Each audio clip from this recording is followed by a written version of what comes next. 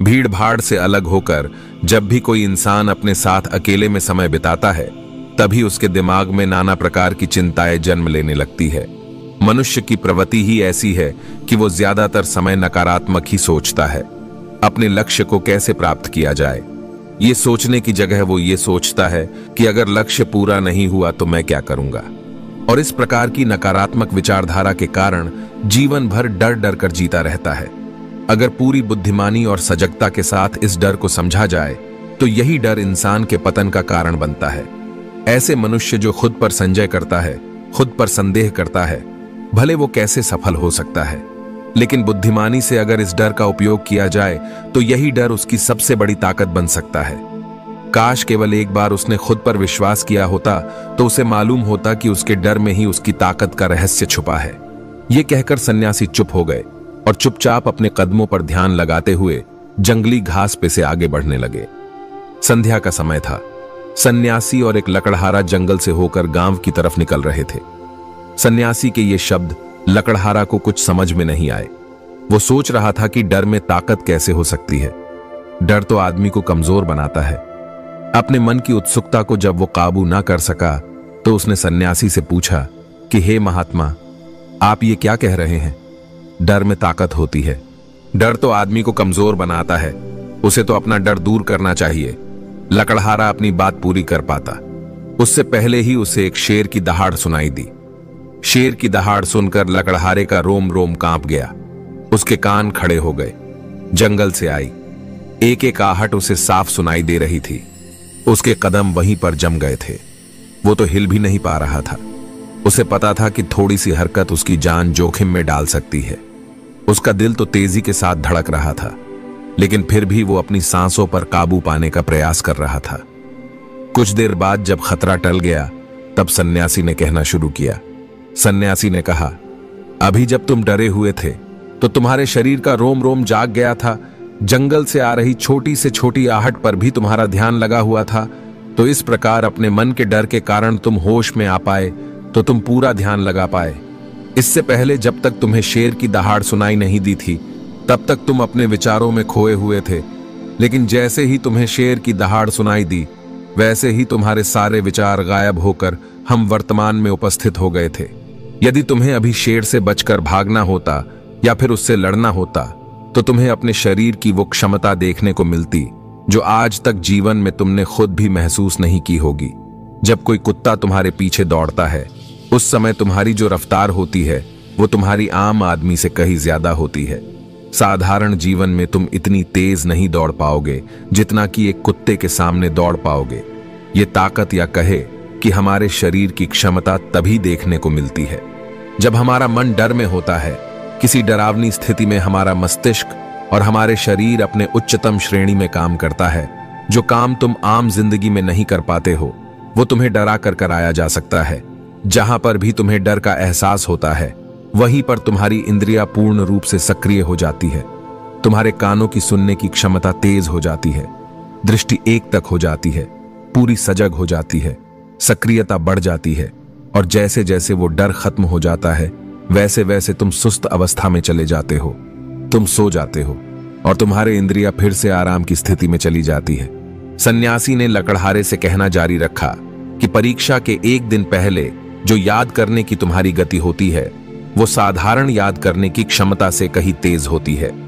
सिर्फ एक बार याद किया हुआ तुम्हें परीक्षा के समय याद रह जाता है और तुम जानते हो कि ये सब परीक्षा के डर से ही होता है। इसीलिए डर को दूर करने की जगह इंसान को यह सोचना चाहिए कि वो अपने डर को ताकत कैसे बना सकता है। जिस प्रकार सुख और दुख, प्रकाश और अंधेरा एक ही सिक्के के दो पहलू होते हैं, उसी प्रकार डर और ताकत भी एक ही सिक्के के दो पहलू होते हैं। जिस प्रकार रोशनी के बिना अंधेरा पूर्ण नहीं होता, सुख के बिना दुख पूर्ति नहीं होता, उसी प्रकार डर के बिना ताकत का भी कोई महत्व नहीं है। लकड़हारा सन्यासी के ज्ञान से बहुत प्रभावित हुआ, उनके चरणों में नतमस्तक हो गया और उनसे पूछा कि महात्मा, अंधेरे को तो दिया जलाकर रोशनी से भरा जा सकता है, लेकिन अपने डर को ताकत में कैसे बदले, इसके लिए कोई उपाय बताए। इस पर सन्यासी ने कहा कि डर दो प्रकार के होते हैं। सबसे पहला मानसिक डर और दूसरा शारीरिक डर। सन्यासी ने लकड़हारे को समझाते हुए कहना शुरू किया कि मान लो तुम्हें जंगल से होकर गुजरना है और अचानक तुम पाते हो कि तुम्हारे मन में शेर का ख्याल आ गया। अभी तक शेर तुम्हारे सामने नहीं आया है, उसकी दहाड़ सुनाई दी। मतलब दूर दूर तक कोई अंदेशा नहीं है कि जंगल में शेर मौजूद है, लेकिन शेर का ख्याल आने से तुम्हारे मन में एक डर पनप गया। अब तुम्हारा उठने वाला एक एक कदम उसी डर से अभिभूत होगा। हर समय तुम्हारे मन में यही ख्याल चलेगा कि कहीं शेर ना आ जाए। ये शेर वर्तमान में तुम्हारे सामने नहीं है, ये सिर्फ तुम्हारी कल्पना है। इसी प्रकार जो मनुष्य अतीत और भविष्य की योजना में डूबा रहता है, वो मानसिक डर का शिकार होता चला जाता है। इसी कारण वो अपने जीवन में जितने भी निर्णय लेता है, वो सारे मानसिक डर से लिए हुए होते हैं। इसीलिए ज्यादातर मनुष्य पूर्ण रूप से अपने निर्णय पर भरोसा नहीं कर पाते हैं, और यही निर्णय या फिर फैसले जो आधे मन से लिए जाते हैं, मनुष्य के कार्य को पूरा नहीं होने देते। लेकिन यह भी सत्य है कि मानसिक डर के कारण ही इंसान अपनी तैयारी पूरी करता है। अगर तुम्हारे मन में शेर का ख्याल नहीं आएगा तो तुम शेर से सुरक्षा के लिए कोई भी कदम नहीं उठाओगे। लेकिन अगर तुम्हें शेर का ख्याल आ गया तो तुम उससे सुरक्षा के लिए कोई ना कोई तरीका जरूर अपनाओगे। तो इसीलिए मानसिक डर बेकार नहीं होता, वो आपकी सुरक्षा को और ज्यादा मजबूत भी करता है। लेकिन समस्या तब शुरू होती है जब आप चाहकर भी कुछ नहीं कर सकते, लेकिन उसके बावजूद आप मानसिक डर झेल रहे होते हो। उदाहरण के लिए कुछ मनुष्य हमेशा ये सोचते रहते हैं कि उन्हें कोई बीमारी ना हो जाए, कहीं उनके साथ कोई दुर्घटना ना घट जाए, कहीं उनके साथ कोई धोखा ना कर दे। लेकिन इन सब घटनाओं पर उनका कोई जोर नहीं होता, ये उनके हाथ में नहीं होता। अगर दुर्घटना होनी होगी तो होगी ही, अगर बीमारी होनी होगी तो होगी ही। अच्छा खान पान और अच्छी दिनचर्या का पालन करने के बाद भी अगर कोई मनुष्य बीमार हो जाता है तो ये उनके नियंत्रण के परे की बात है। अपनी तरफ से उसने पूरी कोशिश की और यही उसका कर्तव्य था। उसमें कोई कुछ क्या कर सकता है? जो घटनाएं इंसान की पहुंच के परे होती है, वो उनसे भी परेशान होता रहता है, उनसे भी उसका मन घबराता रहता है, और यही मानसिक डर उसके पतन का कारण बनता है। और यही मानसिक डर अगर सही तरीके से इस्तेमाल किया जाए तो मनुष्य समझदार और अनुभवी कहलाएगा। जो इंसान ये सोचता है कि कांटे सिर्फ दर्द देने के लिए ही होते हैं, वो ये भूल जाते हैं कि कांटे ही फूलों की रक्षा करते हैं। इसी प्रकार एक ज्ञानी मनुष्य किसी भी चीज का उपयोग अपनी सकारात्मक तरीके से कर सकता है, लेकिन एक अज्ञानी मनुष्य अपनी अज्ञानतावश उन चीजों को भी छोड़ देता है जो उसके लिए उपयोगी होती है। विवेकशील मनुष्य फेंके गए पत्थरों का भी महल खड़ा कर लेते हैं, लेकिन एक अज्ञानी मनुष्य उन पत्थरों को दूसरों पर फेंकता रहता है। अगर किसी मनुष्य को अपने मानसिक डर को ताकत में बदलना है तो उसके कुछ नियम हैं, कुछ उपाय है। सबसे पहला उपाय, अपने विचारों का निरीक्षण करेंगे। अगर हम अपने जीवन में अपने विचारों का निरीक्षण करेंगे तो हम पाएंगे कि ज्यादातर विचार हमारे काल्पनिक होते हैं, और इसीलिए जो डर उन विचारों के कारण पनपता है वो भी काल्पनिक होते हैं। ज्यादा सोचने वाले लोगों को जब सोचने के लिए कुछ नहीं मिलता तो वो बेकार की बातों के बारे में सोचने लगते हैं, और वो बेकार के विचार उसे तो परेशान करते ही है, साथ ही साथ उसके परिजनों को, उसके सगे संबंधियों को भी परेशान करते हैं। इसलिए ज्यादा सोचने वाले लोगों को यह समझना चाहिए कि मन में उठ रहे तमाम विचारों में से काम के विचार कौन से है और बेकार के विचार कौन से है। जो बेकार के विचार होते हैं उन्हें दूर करते जाओ, और जो सार्थक विचार हो उनको गहराई से सोचना शुरू करो, तभी तुम्हारी समस्याओं का उपाय निकलेगा। मानसिक डर को दूर करने का दूसरा उपाय है उसका सामना करना। इसका मतलब ये नहीं है कि तुम शेर के सामने जाकर खड़े हो जाओ, बल्कि इसका मतलब यह है कि पूर्ण सुरक्षा के साथ तुम जंगल में जा रहे हो। यदि जंगल में जाना बहुत आवश्यक है तो तुम शेर के डर से अपने घर पर नहीं बैठ सकते हो। इसी प्रकार मनुष्य के जीवन में बहुत सारे डर होते हैं, जैसे कि परीक्षा का डर, लक्ष्य न पाने का डर, झूठ बोलने का डर, सच के पता लग जाने का डर, अपनों को खो देने का डर, दुर्घटना हो जाने का डर। लेकिन जैसे जैसे समय के साथ इन डरों का सामना किया जाता है, वैसे वैसे ये डर जीवन से दूर होते चले जाते हैं। अगर तुम इनसे बचने का प्रयास करते हो तो ये जीवन भर तुम्हें सताते रहेंगे।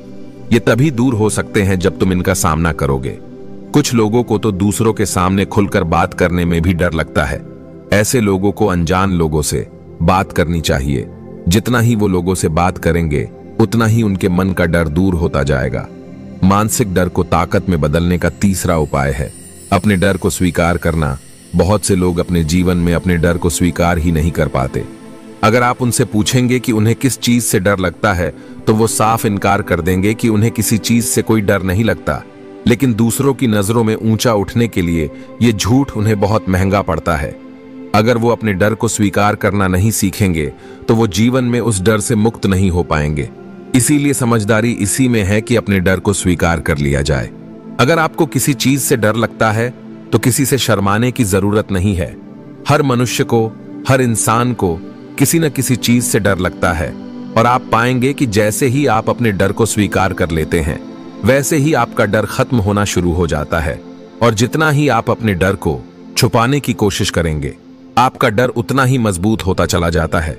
ये सारे तरीके आपके मानसिक डर को दूर कर सकते हैं, लेकिन शारीरिक डर को दूर करने के लिए तुम्हें दूसरे तरीके अपनाने होंगे।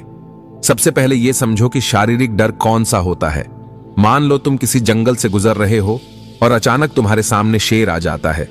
तुमने पहले नहीं सोचा था कि शेर तुम्हारे सामने आ सकता है, लेकिन जब वो तुम्हारे सामने आता है तो तुम्हारी सांसें अटक जाती है, मस्तिष्क काम करना बंद कर देता है और तुम्हारा दिल तेजी के साथ धड़कने लगता है।